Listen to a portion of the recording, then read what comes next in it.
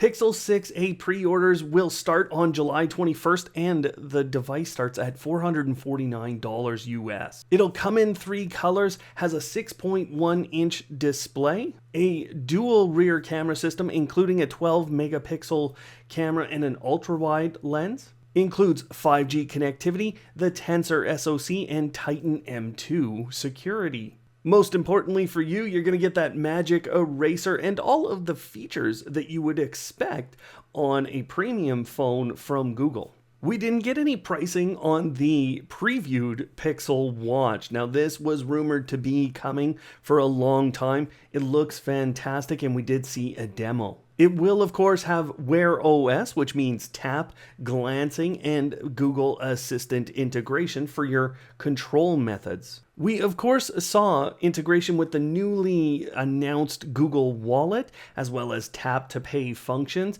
and things like Google Maps and Google Home integration that we would expect. The other big integration is a deeper Fitbit integration, which is showing the first signs of that purchase by Google paying off. Hello Automators, thanks for tuning in again. I'm Brian from Automate Your Life, and every year I cover Google I/O, but I find only the biggest stuff ever sees the light of day or matters at all. So that's why I put together this video with just the top announcements from Google. This year, Google returned to their origins with a term that you'll know as Multisearch very soon, which really just means that you're going to be able to take things like a photo, plug it into Google Search, and then ask a question about that photo to get results based on that. But that leads us into more exciting advancements in search, like the fact that you can add near me to any of those queries to get things like food showing up in your localized area. But the most impressive feature we saw with Google Search is not yet released. Now this is called scene exploration, where you can actually use Google Lens to move through a scene and identify multiple projects or multiple things within the scene, and then tap on clickable indices or clickable search terms to filter out the different things, and then of course you can ask questions about what's in the scene. The Pixel Buds Pro were released, or at least pre-orders will start on July 21st at $200. These will include active noise cancellation as we'd expect, but there's some improvements there around things like when the buds don't seal perfectly to your ears. They should have good noise suppression and a transparency mode for letting outside sounds into your ears. You should be able to achieve 11 hours if you don't have that active noise cancellation on, or just 7 with it on. But the real thing that Google focused on for a lot of this was telling you how devices will work seamlessly together. And the whole idea with the Pixel Buds Pro is that they will seamlessly switch between devices as you need them to.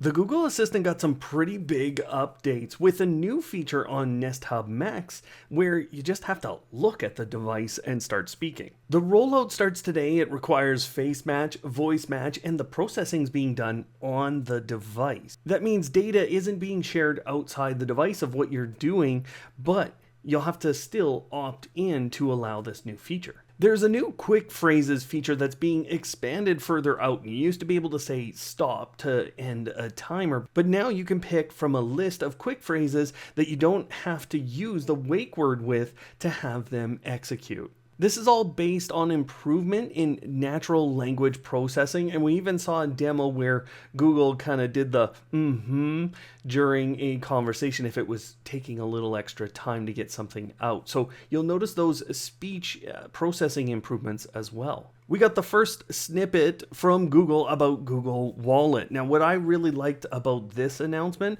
was the talk about virtual cards. So yes, you would be putting in your initial card number, but thereafter you'd be using a virtual card number for any purchases you're making online or with any sort of tap to pay with Google's pay methods. One of the most interesting features today was about Google Maps, and what Google showed us was immersive maps that would let you get a much different perspective on the world. Plus, using pictures inside of buildings, Google can actually take you on a bit of a tour through those inside spaces. Google gave us some sneak peek look aheads into a few things they're working on. Number one, their Google tablet coming out next year.